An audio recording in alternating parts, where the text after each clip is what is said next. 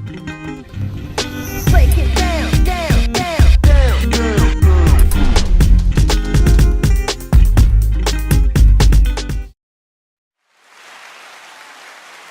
Hello, hello. In there, hey, Welcome. welcome We're here. back to the Blockument. Hey, nice to see you again. Hey, nice to see you. As we sit here and discuss crypto education through everyday conversations. Nailed it. I rhymed it. Yeah. My name is Nate Talbot. I'm the executive director of Detroit Blockchain Center. And to my right is the Regal. Oh, I love the different adjective every day. I am Ashlee Rose. I am your everyday mother.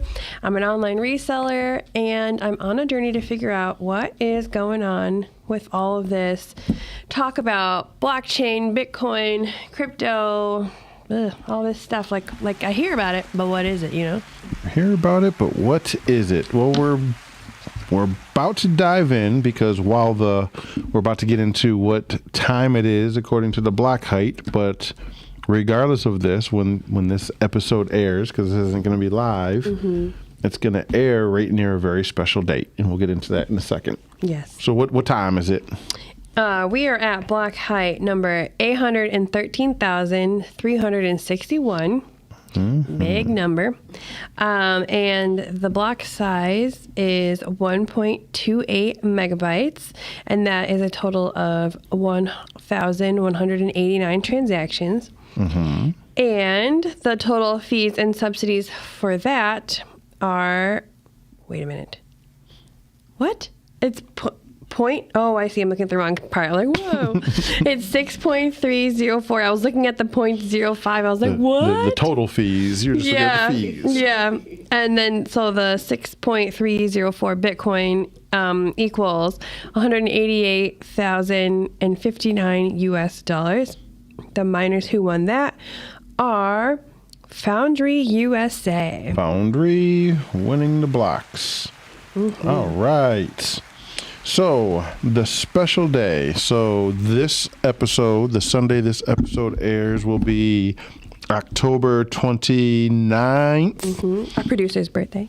Our producer's birthday. Woo-woo. And that's one of the reasons we won't be live, because our producer has to party hardy.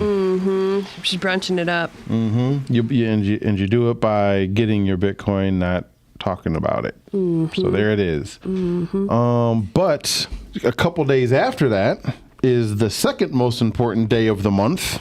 And some people would say, what, Halloween? Nope. No. What else happens on October 31st is Bitcoin and the entire modern cryptocurrency world should be celebrating a birthday. Another birthday. Oh, another birthday. How And about on October 31st, 2008 is when the Bitcoin white paper was released. It's the first time anybody ever thought of tying all of these multiple technologies like timestamps and cryptography and distributed ledger systems and proof of work, and tying all of these things together to make a peer-to-peer money system, right? So it's a special day. This is now, would be 15 years, right? We'll be at, that's the 15-year birthday of the concept of Bitcoin. And even if you're not a Bitcoiner, if you're doing something in crypto, if you're doing something in Web3, if you're doing something in blockchain, if you're doing something in any of these technologies, this is the day that all started. And so to honor that, what are we talking about today? We are talking about what's the history from Satoshi to scandal. What is the history from Satoshi to scandal? Correct. Yes. Or from, what was the other suggestion? It was from white paper to wipe out. Yeah. Right? We were real creative. Yeah, very creative. We absolutely didn't use ChatGPT Nope, 3.5. never. We used 4. What is that? We used 4. Right. I think, and we think, this is a good topic because we are a few months out, about 5-6 months out from the halving, which historically has been the beginning of the new cycle. No guarantees. I'm not telling you Yep. go buy a bunch of anything. Not financial advice. Right. However, that is a time, assuming that happens, where a lot of new entrants come into the market, right? So we'll have a lot of new people who get excited about the riches, and they don't really have the context of the history, which gets further and further away. It's just sort of how time works, right? That is how time works. So it's really easy to lose context of why the majority of people who still are here from previous cycles or previous history, why they stayed. And so I thought this would be a really good episode to dive into that history. Let's do it. Let's do it. So let's start, as I always start, with questions. We already know that, because I just spoiled it, all right? What was the history? Where did it start? From the white paper.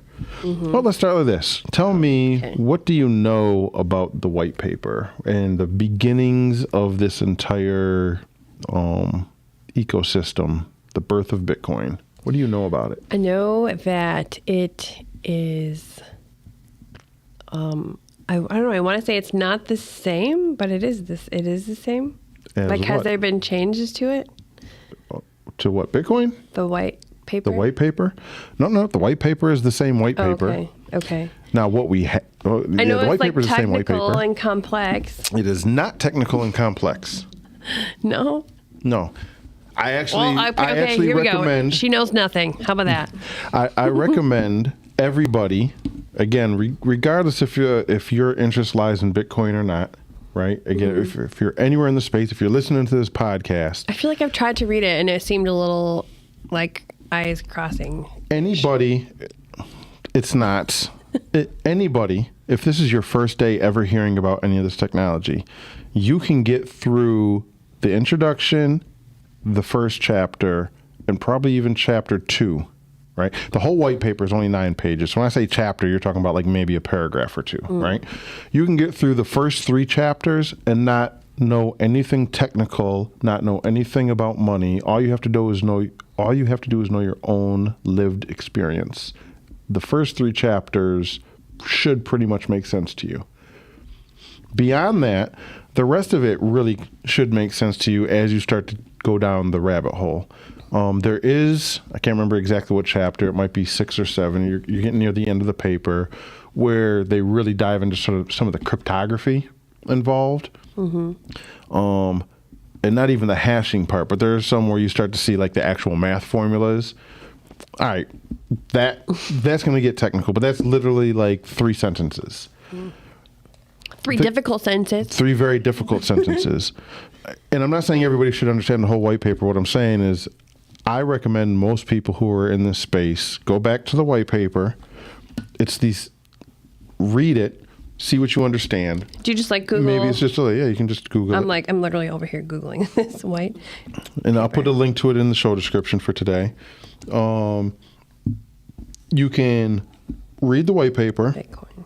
Then next year when you read it, if you've done even minimal amount of rabbit holing, you'll understand more and more every time you read it, right? It doesn't take years to understand, but if you just think of Halloween as also white paper day and just revisit it, more and more of it will make sense. When I first read it, I got through like the first 3 or 4 chapters with no problem, and then it started like, what? By that following, a few months later, when I revisited it, it was like, oh, okay, I get it. A year later, oh, I really get this. Yeah. And so now I'm not a cryptographer, so the only part I really couldn't easily break down for people and really understand myself is when you get to the actual, some of the mathematical formulas in it, which again, is only a few sentences. Do you think that's why the color for Bitcoin is orange because of Halloween? We would have to ask. Satoshi? No, because Satoshi did not make the logo. His logo was gold. Satoshi did not make the Bitcoin logo that we all know today. Yeah, because I was actually going to say, I thought it looks kind of gold sometimes. Like there's not like a specific color. It's like different every time. There's not an official logo because who would make the logo? Yeah. Right? So everybody's familiar with this, Dun-dun-dun. which was made, I don't know, this is probably a couple years after Bitcoin's existence. Like 2000, maybe 2010-ish. So maybe a year in. And it was made by, if memory serves me correctly, BitBoy. And if you're in the space, For real? not that one. Oh, okay. Not okay. that one. Okay. There's- Everybody just did exactly what I just did. Not that one. There was, if you go on the Bitcoin forums, because, Satoshi was obviously a cryptographer of extent, not a graphic designer. So he had a very sort of non-graphic friendly one. It kept the spirit, but yeah, the BitBoy popped in the orange coin with its slight tilt and boom. The community was just like, hey, we love it. So there's the original one that Satoshi made is different than this one? Yeah. Okay, can we look it up? If we, Bitcoin, if you're watching, I'll just do a quick duck go-ish. And let's see what it says. A little DDG. So, Go. where's the exact one? It's a lot closer to So he like made the it- gold coin. He Because made it a remember, it's coin? digital gold. Yeah. I'm not finding one that looks exactly right. What'd you type into the DDG? It's a very ugly version of the gold coin version. Let me try my Googles first. Uh, Original. Bitcoin original logo, yeah. Original. So let's not get all off Yeah, topic for yeah. all of our... Oh, I found it. Is it this? Yep, that one's it, which is sort of close to like this one here. I typed in original Bitcoin. Yeah. Sort of like that. So, oops, I went right off screen with it. Boom. Something like this, even though this might not be it. And we've all adapted. Oh, here it is. This is the original one. The BC? The BC. Oh, you're joking. This is the original one. This is one that was revised. This is the one by, see right here, by BitBoy. This is the one revised by And what the BitBoy. heck is that? This is a proposed. There's a lot of people trying to get into how do you, if you think of like the dollar symbol, the pound symbol, Yeah. this is even the logo we all know, the orange Yeah. coin logo. It's too complex for a basic unit of account measurement, like a dollar symbol, a pound symbol, the yen symbol. That's too complex? The Bitcoin one. B? So this one, people How are. is that complex? It's a B with 2 lines. It's a B with 2 lines, but that's not the logo. The logo is the orange coin and all that. So you could do the B with 2 lines, but you have to now make this Unicode. So it's anybody could type it on a keyboard, like you can with the dollar, the yen, the pound, the euro, right? So they're trying to find. So there's a lot of debate around all I that don't like stuff. Yeah, I don't like this one. I just think it should just be a B with 2 lines. What's the problem? Not a problem if that's what you want. Except Bitcoin doesn't exist, right? There is no such thing as a Bitcoin on the Bitcoin network. There's only Satoshis. Right. So there's a move towards making a Satoshi symbol, not a Bitcoin And symbol. what would that look like? Depends on the designer you're asking. I don't know. It was maybe an S with 2 lines over it. Oh, that's a dollar. I was just going to say, that's the dollar sign. So, not to make it in, this episode isn't a whole history of Bitcoin. It's from Bitcoin, Yeah. from Satoshi to Scandal, from Bitcoin to FTX. How did we get to where we are at this block height? And this, I feel like, can be a very good context for either people who've been around for a cycle or two, or maybe more, to understand some key points in history, right? So, yeah, what was the first question I asked you? What was the, where to begin? So you had the white paper. You said basically, what do you know about the white paper? And, What do you and know the about the answer white was paper? nothing. Read it. Everybody, your homework, because I can assign you homework. So your homework is... Yeah, that's my homework. Go read the white paper. It takes, even if you don't understand it, read it from beginning to end. It's 8 pages. The 9th page is just credits, right? References. Perfect. So it's 8 pages. It takes maybe 15 minutes. Go check out Detroit Blockchain Center's Twitter account. I've I turned it into tweets. Oh, very there are good. people on YouTube who have turned it into YouTube videos, so you can watch the white paper, you can tweet the white paper, you can go read the white paper. Hopefully by the time January hits, I'm writing a little Bitcoin for the people like you who don't understand all the white paper. Yeah. I'm making a comparison side by side book. So on the left side of the page will be the actual white paper. On the right side, Yeah, it'll like be layman's terms. Layman's terms. Yeah. And the first 3 chapters are almost word for word. That's what I'm saying. It's like it's almost word for word. It's that easy to understand the first couple. But when it gets technical, I'll just break that down into just simple. So you'll even have the translated version by next year's white paper read day. So we started with the white paper, which was a concept, which basically said people misunderstand a lot when you're talking about the history of where we're at. Yeah. What was Satoshi's actual innovation? Was it the blockchain? What did Satoshi No. create? He combined all of the ideas together. He created the fusion, if you will. Correct. Right? There has been peer-to-peer, there's been attempts for peer-to-peer money, distributed ledgers, cryptography, all this stuff has been around for forever. Not forever, but for a while. He didn't create proof of work. Adam Back created proof of work. Even smart contracts, in theory, predate. Even blockchains predate the white paper, even though there's not one mention of the of a blockchain in the white paper. White paper does not say blockchain. Wow. Does it say distributed ledger? I think it says distributed ledger once. Okay, now I really am excited to read it. So yeah, a lot of the things you think you know about even Bitcoin or the assumptions you make about it aren't true. If you go back That's and the read case it, with everything, I feel. those ideas and concepts developed later, right? So you had this. The problem with peer-to-peer money was that you had the double spend problem. We're not going to get too deep into it, but basically it's digital. How can you stop people from copy pasting this thing? Right. How they used to do it is you would have to have a middleman who, when I sent you money, all they would do is verify, all right, Nate hasn't spent this money before. He didn't copy and paste it. You would trust the middleman, and then you would accept the payment. But what happens when that middleman goes down? The whole system breaks down. Right? So you already had distributed ledgers. You already had decentralization, which is why decentralization is in the point. Go back and check that episode out. Right? You've already had decentralization. We've had that with like people who are familiar, like LimeWire, with file sharing, all of these.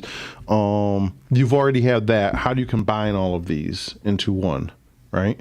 And to make it and to make it a thing. And that's what Satoshi really figured out. I was like, why don't we take this tech and this tech and this tech and this tech, and then we can just do it. Yeah. And boom, he solved the double spend problem by utilizing multiple existing technologies and just putting them together in a way nobody thought to put together before. That was the birth, right? And now you have peer-to-peer money. That was it when it came out. So the white paper was released on October 31st, 2008. When did Bitcoin actually launch? Do you know that? Well, like, when was the first block mined? When was it actually a thing? The Genesis block? Yeah. You literally just said it before we went on, and I forgot already. So, no.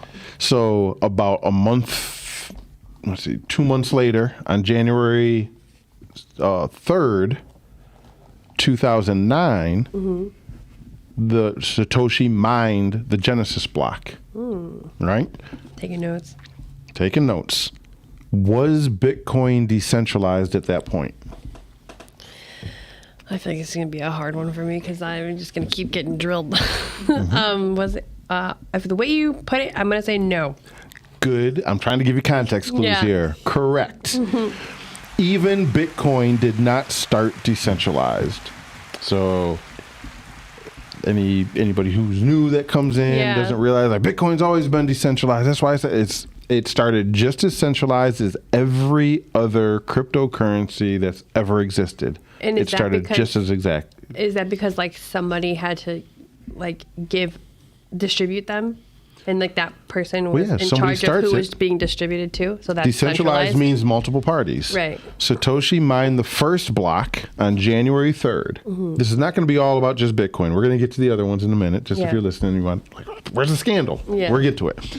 So the first block mined January 3rd. A second block. When was the second block mined? Probably longer than 10 minutes because it takes a long time to guess the number. A week later. Yeah, actually, the spot on. Oh, yeah. January 9th, block 2 was produced. But why did it take a whole week? It's not because it takes more than 10 minutes. The Bitcoin is designed to produce a block about every 10 minutes. Well, So why did the first block get mined and then a whole week went by before block 2 got mined? Well, I still would think it's because you have to guess the number, and if you're the only node guessing the number. Nope. Okay, well, that's my guess. My guess, the second guess would be because he needed to find somebody else to get a node, to agree to get a node. Bam! Because decentralization was on the roadmap from day one. So Satoshi launched it. He released, he mined the first block, told everybody he mined the first block. The 50 Bitcoin subsidy that was released in that first block is locked in that first block. Satoshi could show up tomorrow, prove he's Satoshi, and still not spend that first 50 Bitcoin because he's like, that's not fair distribution. Okay. The second argument he had was if I'm the only person mining, it's not the catalyst needed for decentralization. Yeah. And so he mined the first block on January 3rd. He released the code, the core, so anybody could run it. I think that was on January 8th.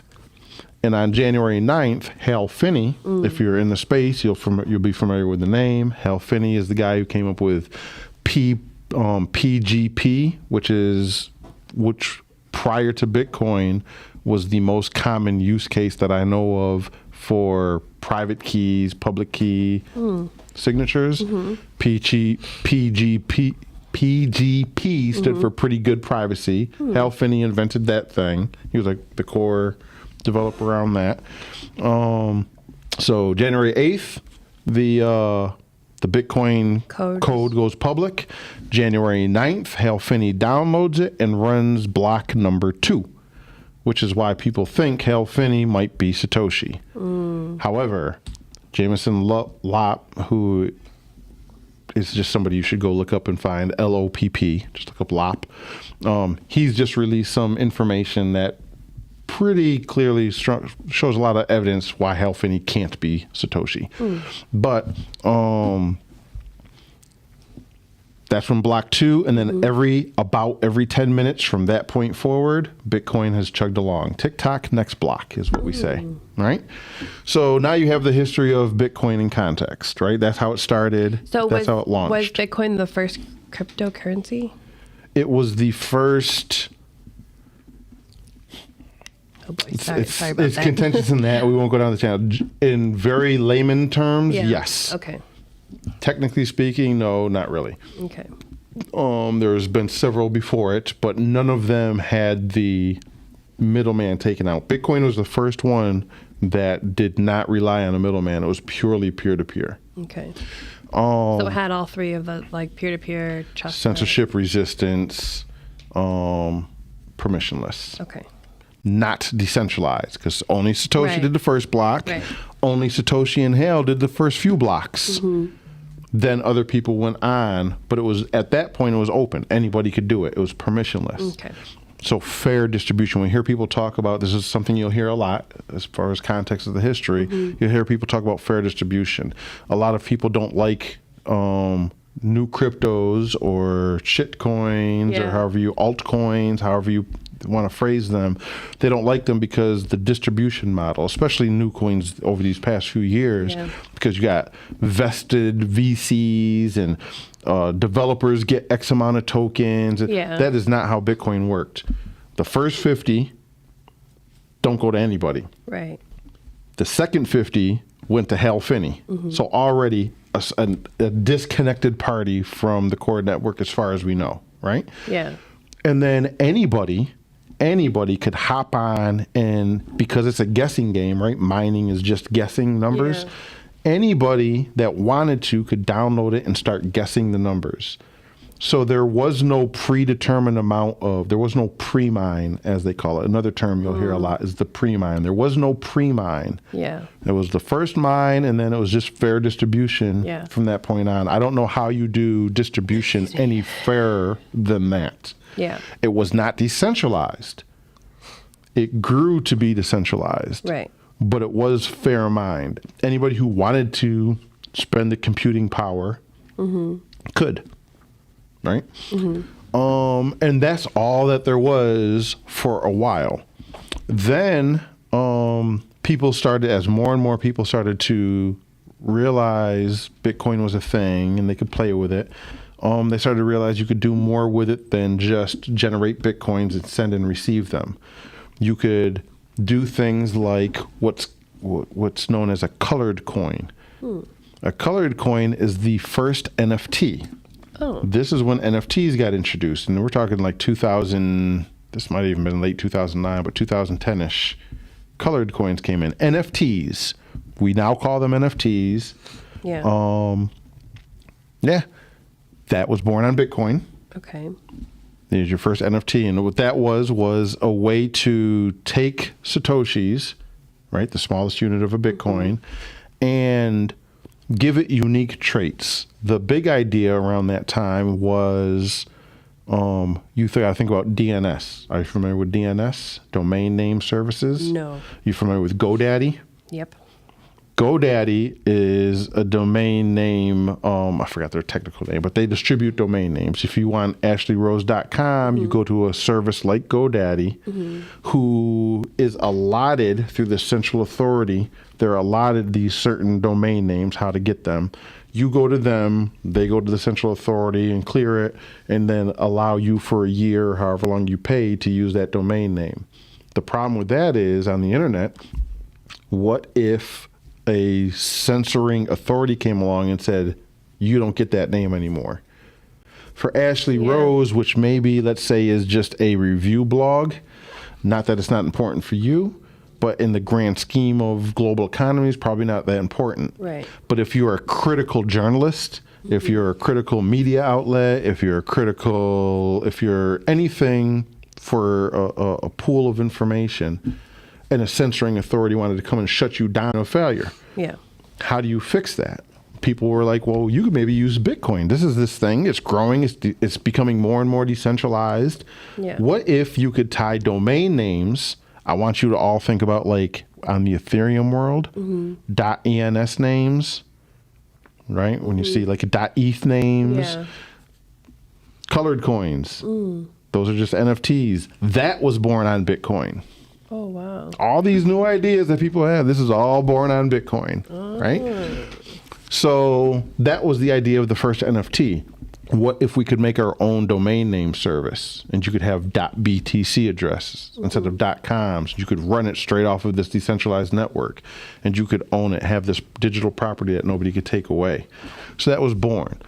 However, a shortfall of Bitcoin is that the script language, the coding used, was very limited, right? It's actually called script. That's the programming language called on Bitcoin.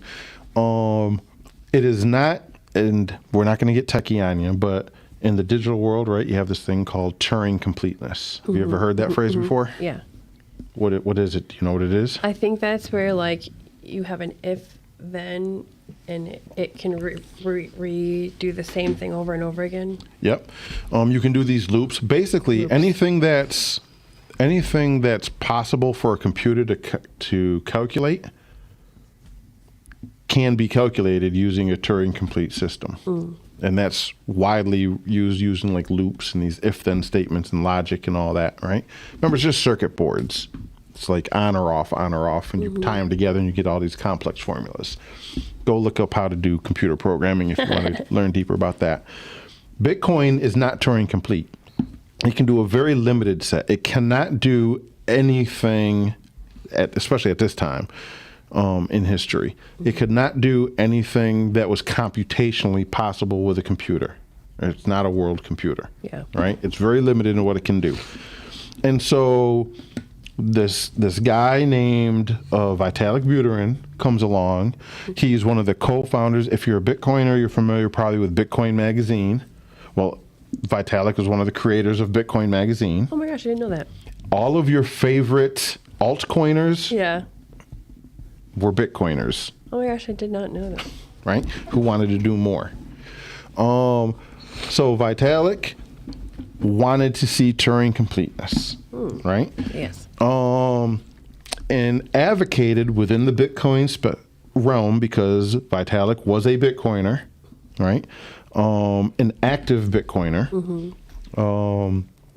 wanted to see Turing completeness.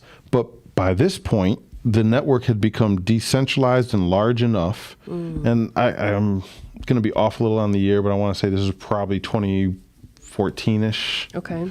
Maybe 2013-ish. Advocating for Bitcoin to incorporate and do what would be a hard fork,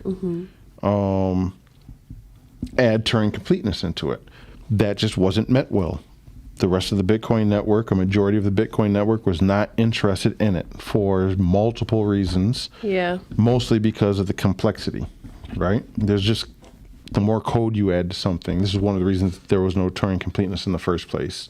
It means you got to add more code, which means there's more room for bugs, errors, exploits, things like that. So it affects one of the trilemma. It's part of the trilemma, Okay. right? Go check out our episode on what is the trilemma if you want to understand that deeper. Yeah. Yay for references.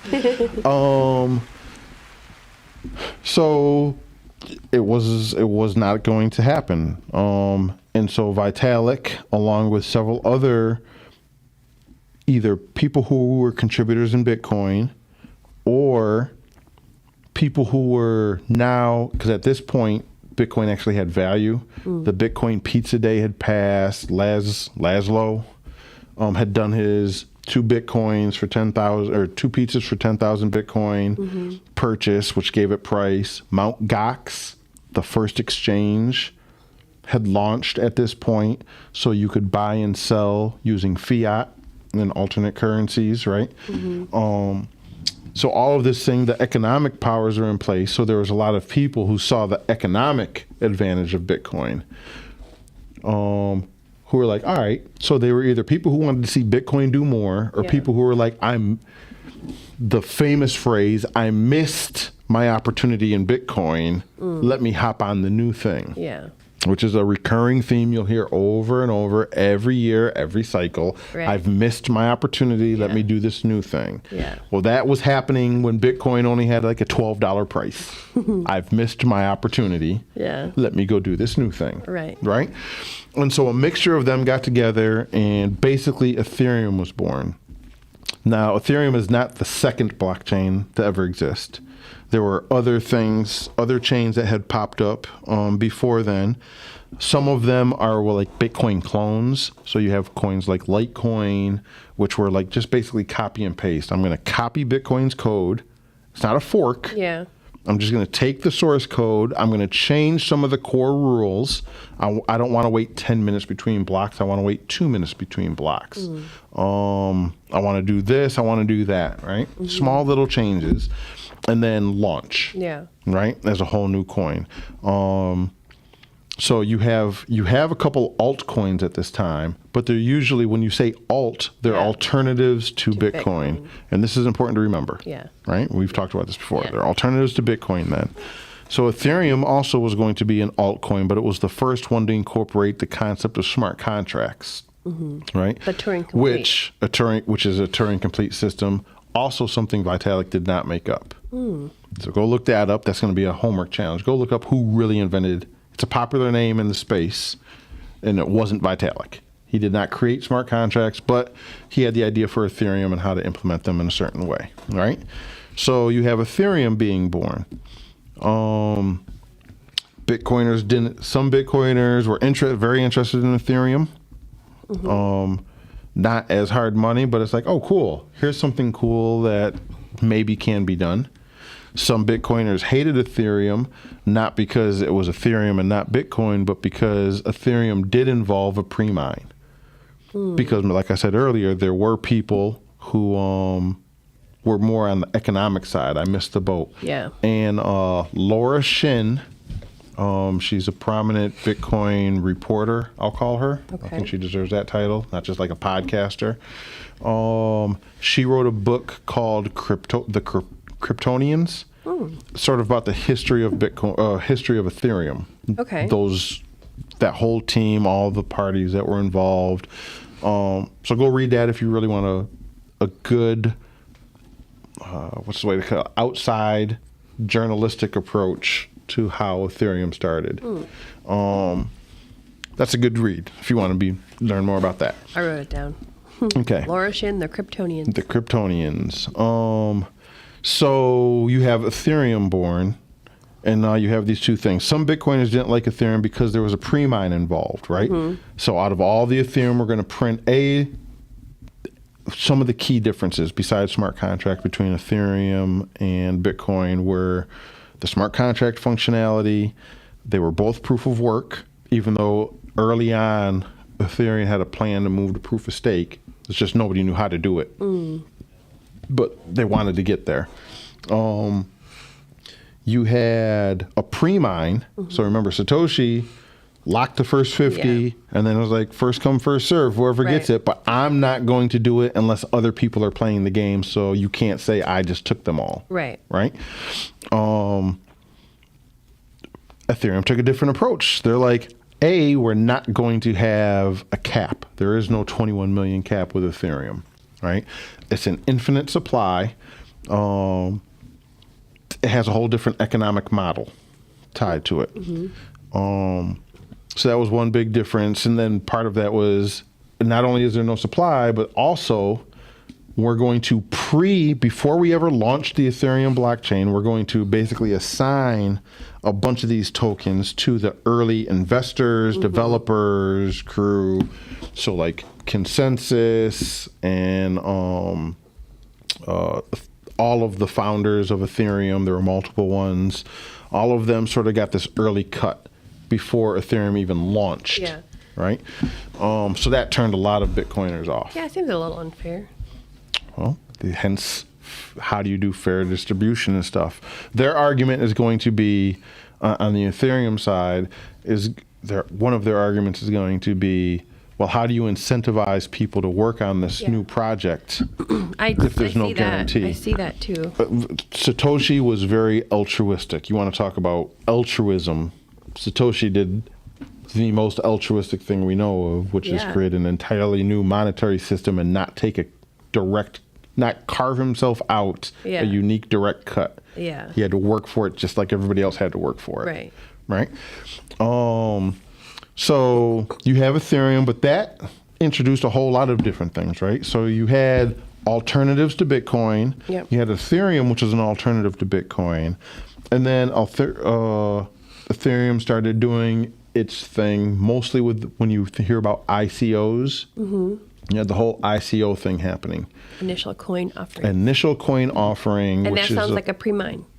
No. No? Well, ICOs were pre-mined, but no, another key difference with Ethereum over Bitcoin isn't just the Turing completeness, but you could create your own sub-token.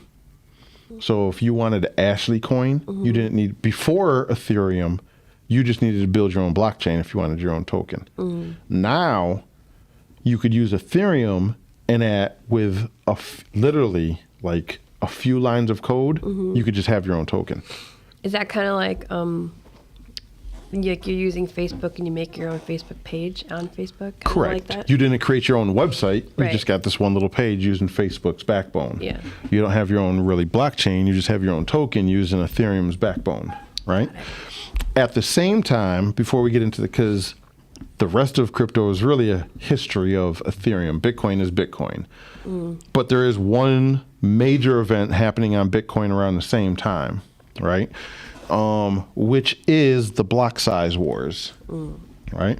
And what that was is Bitcoin. What makes any blockchain system special, any distributed ledger system special, is the network of participants, all the people who utilize that network, they have this agreed upon rule set.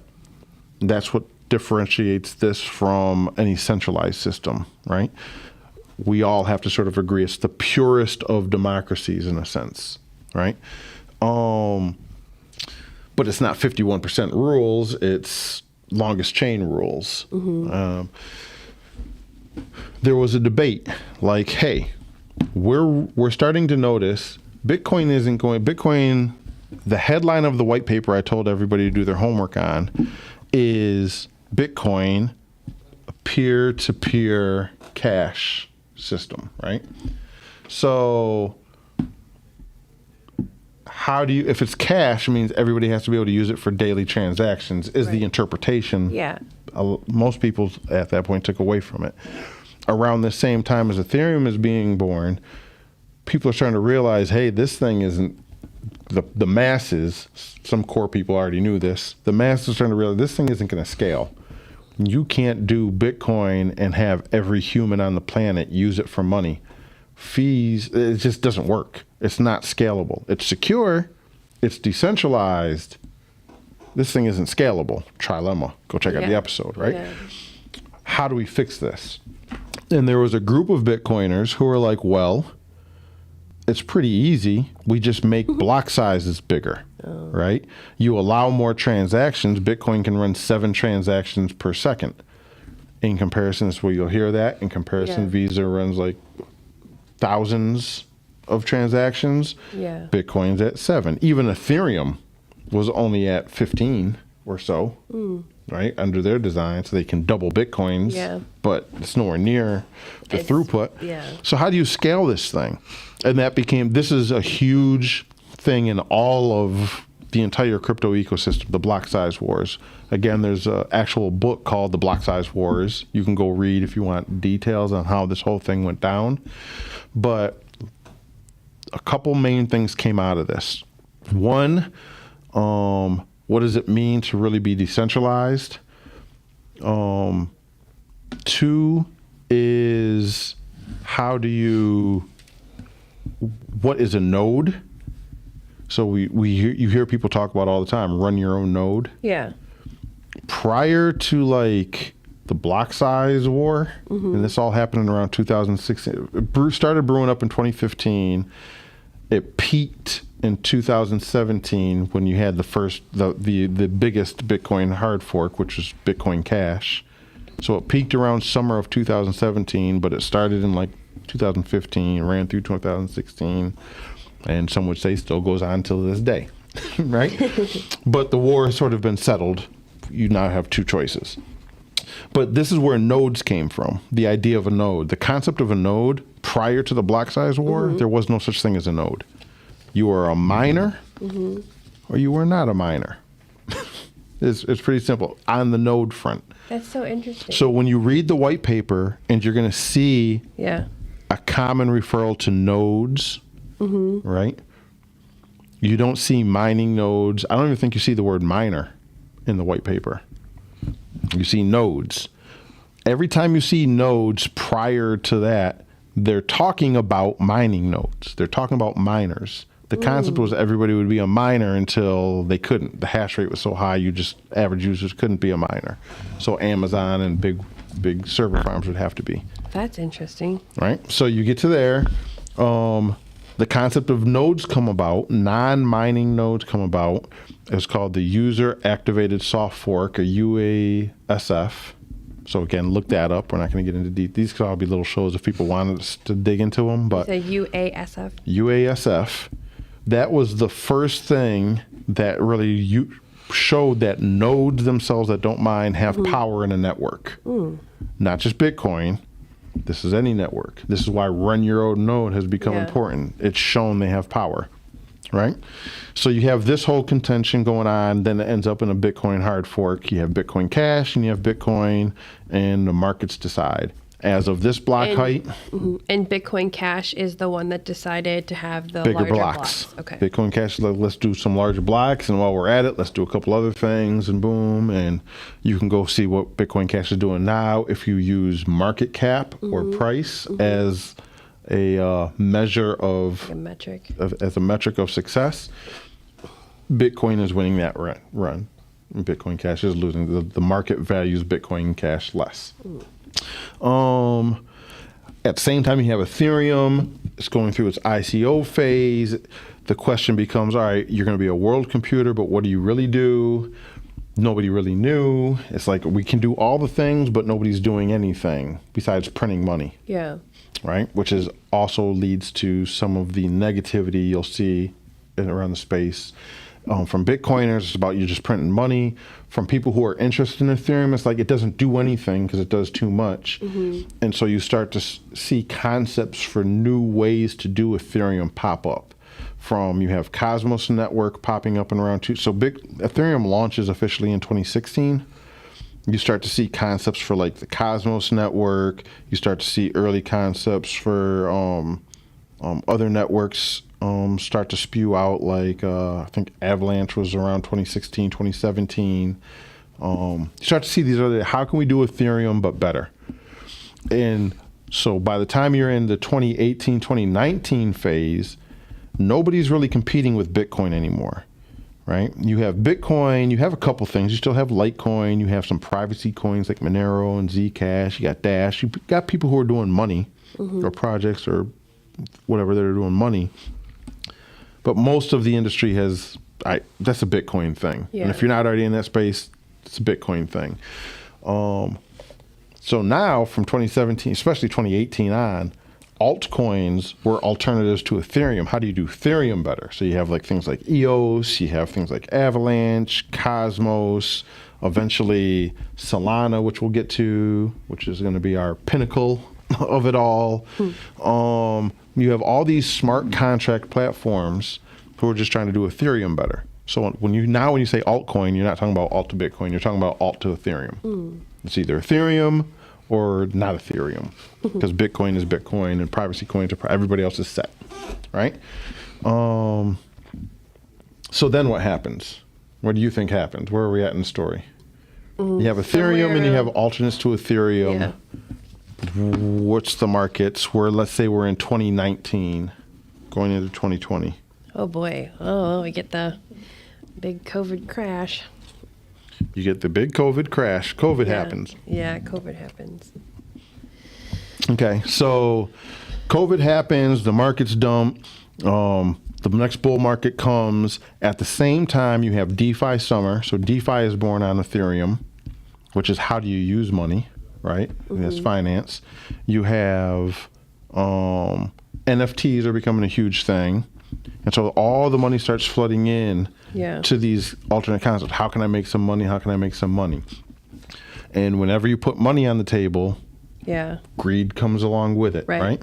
And so you get a lot of opportunists come in. Now, they've always been here. ICOs have shown it. Even to an extent, the VC part of Ethereum was about money, not about the technology. They're like, cool, whatever. We need to compete. We need to get on the boat so we can make Bitcoin type money, right? So even more of that comes in. You have altcoins are alt to Ethereum, and you have this new exchange popping up called FTX, which is promising the world of all the things, right? Yeah. And they print their own money. And one of the projects they started working on is like Solana, and you have the FTT token, and you have all these other tokens. But FTX was an exchange, right? It was an exchange. And so where about does Coinbase come in? Probably around the same time? Coinbase is way back in the Bitcoin era. Okay. Yep. Coinbase is an exchange. So we talked about Mt. Gox earlier. Then that collapsed. And then you had other exchanges that showed that fiat on-ramps were needed. Originally, it was supposed to be peer-to-peer money, but now it's turned to, well, let's take money and turn it into crypto, and then take crypto and hopefully hold your own keys, and then from that point it'll be peer-to-peer money. But that's a big choke point. So you have your Coinbases, but Coinbase is still around. Coinbase is ultimately played by the rules. There are haters, there are lovers, there are in between on Coinbase. But you have several exchanges, FTX being the newest one. But they sort of get in on the, let's build off of Ethereum, let's build our own thing. Let's print our own money, and let's promise all the people all the things. And it's just sort of the highlight of what greed, printing money, censorship resistant type monies can all lead to. A lot of people look at that as FTX as the downside of crypto. But what it really is has nothing to do with distributed money. It has more to do with what happens when you take the traditional financial system and let them play loose willy with this unregulated technology. What do you get? You get more traditional finance. So people look at FTX as an example of why something like Bitcoin doesn't work. But FTX isn't an example of Bitcoin. FTX is an example of Ethereum. Right. No matter how you look at Ethereum, FTX is an example of Monero or Zcash. FTX is an example of what happens when you let an unregulated JP Morgan do what the hell it wants to. Not Right. JP Morgan and stuff, because they're regulated, and unregulated sort of. Like you let a bank off the leash and like they You let a just do bank whatever off they the want. leash and do whatever they want to. So it's an example of why centralization sucks, not Yeah. a reason why a Right. decentralized system works. Which is kind of funny because they like when all this craziness happened, they tried to use it as I would say propaganda, I guess, as to why cryptos are not Correct. good. But that has nothing to do with It has nothing to do with it. It's an example of the FTX scenario because they printed their own money, they set their own trades, they traded against their customers, they did all these other things that they're on trial for as far as this block height is concerned. They're still on trial for criminal cases, not just custodial. But people saw them make the money, and then you had all these other things like BlockFi and Celsius and give us your Bitcoin and we're going to promise you yield.